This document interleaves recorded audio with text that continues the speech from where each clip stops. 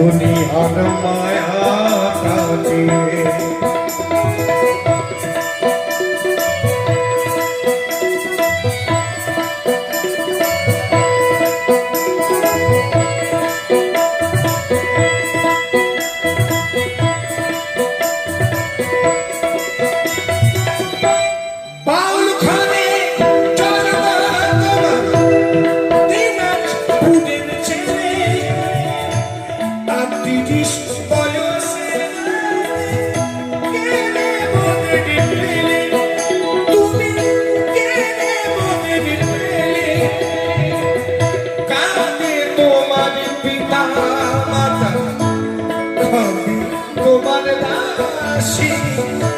হিন্দু মুসলিম সবাই কাঁদে